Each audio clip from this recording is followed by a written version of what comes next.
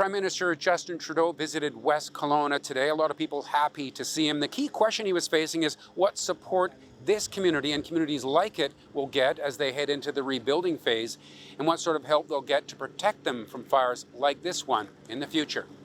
Let me say unequivocally, the federal government will be there as a partner. We will be there to support. We will be there to rebuild. We will be there to make sure we're not just learning the lessons that we're taking through these very difficult moments, but we're applying the lessons and that we're actually increasing our resources and our ability to keep people safe going forward.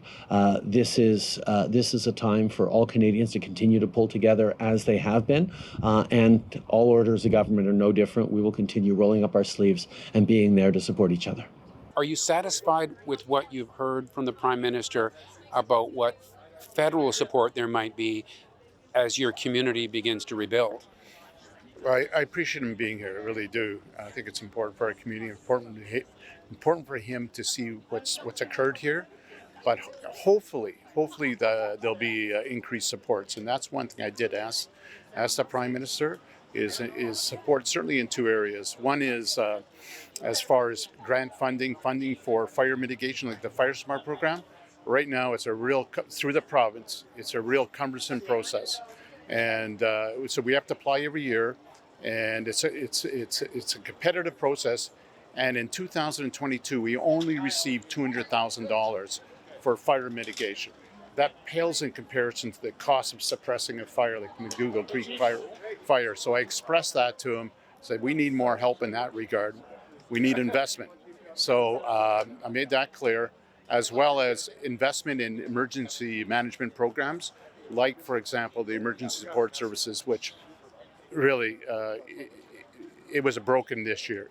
As far as our wildfires, there was just too long of a waiting list. So hopefully the federal government will provide some support to inform and as a result, do more to inform and protect our communities here in the Greater West Side. An example that I gave to the mayors when we spoke this morning was what we've done with public transit. We know that municipalities plan transit over a 10-year timeline and yet aren't sure whether they're going to get money over 10 years, for example. We just brought in a $3 billion dedicated yearly permanent public transit funding to allow cities and municipalities to plan for that. I think we need to start looking at that around emergencies. We certainly need to look at that around infrastructure investments so that cities can make the plans to continue to grow in ways that we all need, not just our economy to grow, but our communities to grow. This is something with which we are fully seized, and our Minister of Infrastructure, among others, will be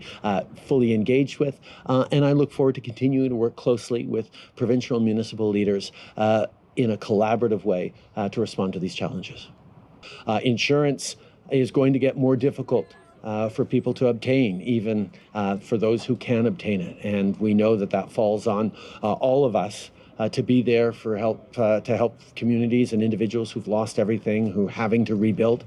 We need to take lessons in how to rebuild safely. I mean, we've seen the difference between neighborhoods that were built with fire safety in mind and neighborhoods that were built before. That was really something we're thinking about. I've had a number of conversations about the need for better forest management. There are a lot of things that we need to do to be thoughtful and careful as we rebuild.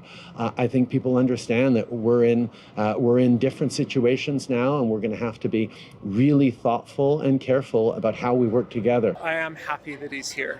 He wanted to bear witness to the destruction in our community. He wanted to see what worked here and give credit to the emergency responders for their hard work.